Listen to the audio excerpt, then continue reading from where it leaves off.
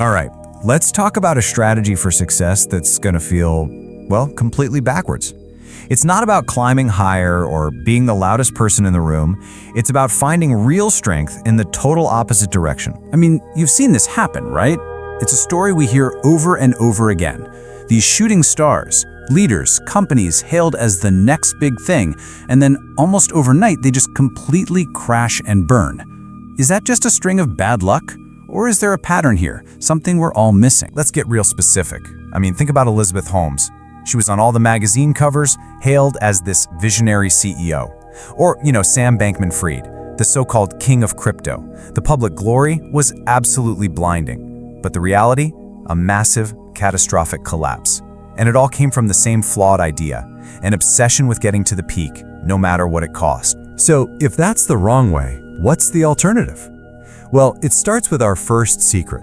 And this is a principle that completely flips our conventional idea of power right on its head. Check this out. It's this ancient idea that says true lasting strength, it isn't about being this rigid, immovable mountain. It's about being a receptive valley. A valley doesn't fight the river, it guides it. It's where everything naturally gathers. It's where all the life actually grows. So what does this actually look like in the real world?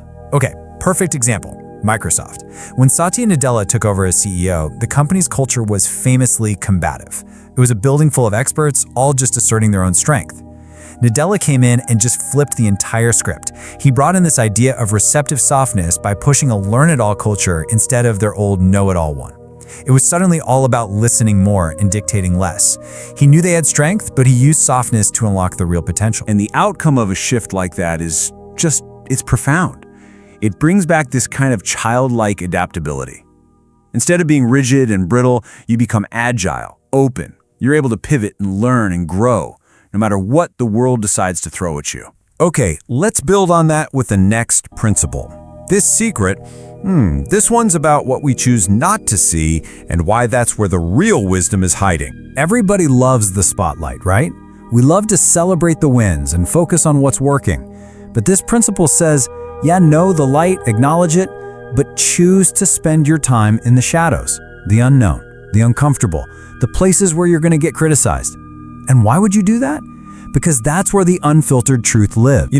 This idea of embracing the unknown is everywhere once you look for it.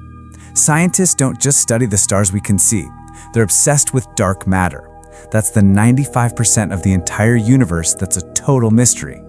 Or look at Amazon's famous disagree and commit principle. Leaders there are actually required to challenge ideas, to bring those dissenting opinions, the shadows, into the light. They do it because they know that actively looking for criticism is the only way to avoid catastrophic blind spots. When you make a habit of embracing the unknown, you absolutely shatter rigid thinking. You unlock this whole universe of possibilities that were totally invisible before. You're tapping into a sense of limitless potential. And that brings us to our third and, honestly, most crucial secret.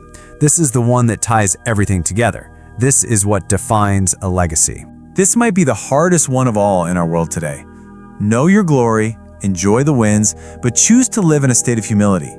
To become like a vast canyon, deep and open enough to receive everything. The praise, the criticism, the success, the failure, without letting any of it define who you are. And right here, you can see the two paths, crystal clear, side by side. On one side, you have the companies we started with, the ones trapped by glory, Theranos, FTX, chasing fame straight into ruin. And on the other, you have the humble masters. Patagonia's founder, Yvon Chouinard, literally giving his company away to fight climate change. Warren Buffett, who still lives in the same modest house he bought back in 1958. For them, the goal was never the glory itself. It was always about creating real, lasting value. When you choose humility over glory, it brings you back to a place of raw authenticity. And that is the bedrock of trust. That's what lets you build a reputation or even a whole organization that can actually weather any storm. So, here's the crucial question. How do these three secrets, softness, shadows, and humility, how do they all come together? Well, they form one incredibly elegant and powerful strategy. It all comes together in this beautiful idea of the uncarved block. Think about it, just a raw piece of wood. Its pure, simple potential, before it gets all carved up and overcomplicated. A wise leader doesn't try to carve it into 100 different little things. Instead, they use that core simplicity to guide everything, to lead with clarity instead of force. And there is no better modern example of this on the planet than Apple.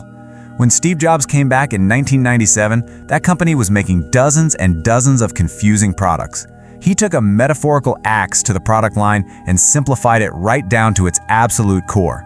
And today, just a handful of core product lines drive almost all of their incredible revenue. That right there is the power of the uncarved block, leading through radical, essential simplicity. Now you might be thinking, okay, this all sounds really nice, but does it actually work in the real world? Well, the data it's just undeniable.